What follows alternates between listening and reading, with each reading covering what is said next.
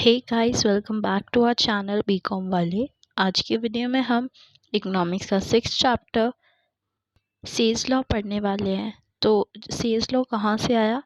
जेबी से ने बोला कि जो सप्लाई होती है वो डिमांड क्रिएट करती है। कैसे? कि जो मतलब अगर इकोनॉमी में एग्रीगेट डिमांड और एग्रीगेट सप्लाई इक्वल है तो वो कंडीशन हो जाएगी सेल्स लॉ वाली। ठीक है, इसका मेन मीनिंग यही होता है। तो जब आप डेफिनेशन स्टार्ट करोगे तो आप इसे लिख सकते हो, अकॉर्डिंग टू फ्रेंच इकोनॉमिस्ट जेबी से, law states that supply creates it on demand. इसके अजम्पशंस क्या होते हैं कि एक परफेक्टली कॉम्पिटिटिव इकोनॉमी है, उसी में एग्जिस्ट करती है, फ्लेक्सिबल प्राइसेस होते हैं। ठीक है, अगर डिमांड कम होएगी सप्लाई से तो प्राइस जो होएगा वो भी कम हो जाएगा। ठीक है, और अगर डिमांड बढ़ेगी तो जो इक्वल होएगा वो सप्लाई के हो जाएगा। मनी एक वेल है, कोई होर्डिंग नहीं होती इसमें, स्टेट हमारा न्यूट्रल रहता है। अनलिमिटेड अपॉर्चुनिटीज़ होती हैं लेबर के लिए भी और कैपिटल के लिए भी। बहुत लार्ज एक्सटेंट होता है मार्केट पर,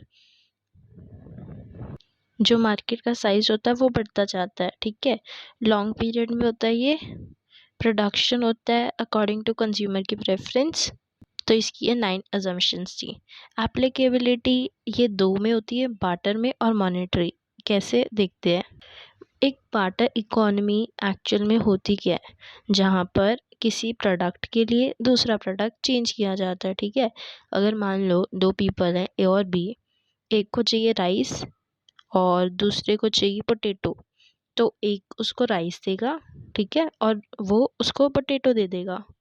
तो उन्होंने चेंज कर लिया, ये बार्टर इकॉनमी है।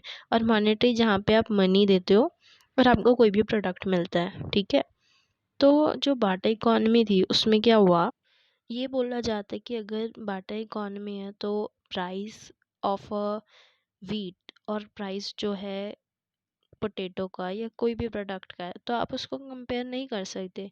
क्या पता 1 kg राइस 2 kg पोटैटो के इक्वल हो, तो उसको मेजर कर पाना इक्वल कहीं पर भी नहीं है पॉसिबल। लेकिन मॉनेटरी इकोनॉमी में क्या होता है कि अगर हमारे पास 10 रुपीज़ है तो हम बोल सकते हैं कि हमें 10 रुपीज़ में इतने पोटैटो मिल सकते हैं, इतने राइस मिल सकते हैं। तो मॉनेटरी इकोनॉमी में हमें एक मेजर मिल जाता है जिसे हम आराम से मेजर कर सकते हैं। लेकिन जो बाटा इकोनॉमी है उसमें ऐसा नहीं हो सकता। तो बार्टर इकॉनमी होते हैं एक्सचेंज ऑफ प्रोडक्ट्स, जहाँ पे आप मेजर नहीं कर पा रहे, एक्यूरेट बिल्कुल भी नहीं है। लेकिन मॉनेटरी बहुत एक्यूरेट है, बहुत बेनिफिशियल है, और इसमें आपको कोई रिस्क नहीं होता कि आपको आपके जो आपने मनी दिया उसकी आपको पूरी वैल्यू मिलेगी या नहीं। क्योंकि बाई चांस बाटा इकॉनमी तो आपको नहीं पता ना कि अगर आपने 1 kg राइस दिए तो आपको जो 1 kg पोटैटो या 2 kg पोटैटो मिले वो उसका एक्यूरेट था, वो आपका प्रॉफिट था या दूसरे वाले का प्रॉफिट था, तो आप उसका एस्टिमेट नहीं कर सकते। जो मॉडर्न स्टेटमेंट है वो दो लोगों ने दी है। सबसे पहले है ऑस्कर लांगे। इन्होंने क्या बोला कि जो एक एप्लीकेबिलिटी है ना वो हर चीज़ में पॉसिबल रहेगी, बेशक आपको कोई कंडीशन लगानी है या नहीं लगानी। ठीक है, जो पिग्यू ने दिया सेज लॉ का फॉर्मुलेशन, पिग्यू ने बोला कि हमें कोई ना कोई कंडीशन तो चाहिए हमारी फुलफिल करने के लिए। कि जैसे मान लो कि अगर आज बारिश हुई या अगर इस मंथ में बारिश हुई तभी हमारी जो क्रॉप्स हैं वो फुलफिल हो पाएंगी, तभी उनको एसेंशियल न्यूट्रिएंट्स मिलेंगे और वो तभी ग्रो कर सकती है। ठीक है, तो किसी कंडीशन में ही एप्लीकेबल होता है सेज लॉ। उसमें ये कहा गया है सेज लॉ होता क्या है कि सप्लाई डिमांड क्रिएट करती है। ठीक है, इसी की तरह अगर वेज रेट लेबर मार्केट है और जो इंटरेस्ट रेट है वो मनी मार्केट में परफेक्टली इलास्टिक होता है, तो इस सिचुएशन में एग्रीगेट डिमांड एग्रीगेट सप्लाई की इक्वल हो जाएगा। तो इस लॉ के इम्प्लीकेशंस क्या हुए कि जनरल ओवर प्रोडक्शन पॉसिबल है, लेकिन जो जनरल अनएम्प्लॉयमेंट है वो भी इम्पॉसिबल है। जनरल ओवर प्रोडक्शन और जनरल अनएम्प्लॉयमेंट इम्पॉसिबल है, लेकिन पार्शियल ओवर प्रोडक्शन और पार्शियल अनएम्प्लॉयमेंट पॉसिबल है। तो जो इसमें यूज़ होता है वो अनएम्प्लॉयमेंट रिसोर्सेज का होता है, जो कि वो खुद ही पे करते हैं। ऑटोमेटिक एडजस्टमेंट है, अगर कोई वेज रेट के रिलेटेड है, प्राइस लेवल के, रेट ऑफ इंटरेस्ट, तो वो खुद ही एडजस्ट करना पड़ता है उन्हें। इक्वालिटी है सेविंग और इन्वेस्टमेंट में।